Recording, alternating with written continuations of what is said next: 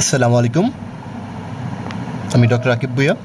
তো আজকে আমি আলোচনা করব ব্যাকটেরিওস্টেটিক অ্যান্টিবায়োটিক অ্যান্ড ব্যাকটেরিওসিডাল অ্যান্টিবায়োটিক নিয়ে।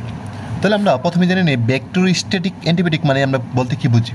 দেখো, স্ট্যাটিক মানে হচ্ছে স্টপ গ্রোথ, অর্থাৎ এই অ্যান্টিবায়োটিকগুলো ব্যাকটেরিয়ার যে গ্রোথ আছে সেটাকে বাধা দেয়, ইনহিবিট করে। তাহলে এই ড্রাগগুলো কী কী আছে আমরা একটা নিউমোনিক দিয়ে মনে রাখতে পারি।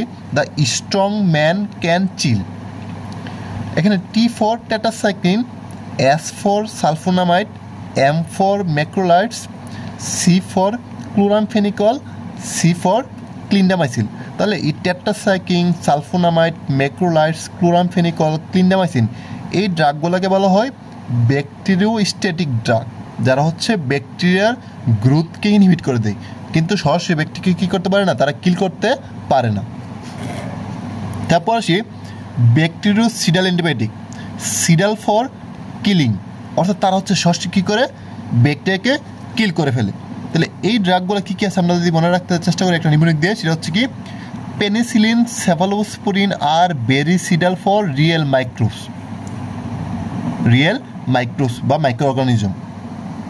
তাহলে পেনিসিলিন মানে পেনিসিলিন, সেফালোস্পোরিন মানে সেফালোস্পোরিন, আর এ মানে অ্যামাইনোগ্লাইকোসাইডস, বিতে ব্যাঙ্কোমাইসিন, আর সিডাল মানে তারা bactericidal, for F for fluoroquinolones, আর রিয়েলের আর মানে রিফাম্পিসিন, আর এমতে মেট্রোনিডাজোল।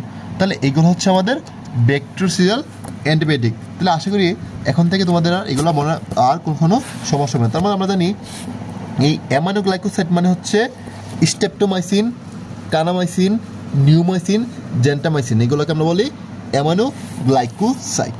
তাহলে আশা করি এখন থেকে আমাদের ব্যাকটেরিওস্টেটিক অ্যান্ড ব্যাকটেরিওসিডাল ড্রাগগুলো মনে রাখতে আর কারো কোনো সমস্যা হবে না। তো সবাইকে অনেক ধন্যবাদ আমাদের ভিডিও দেখার জন্য।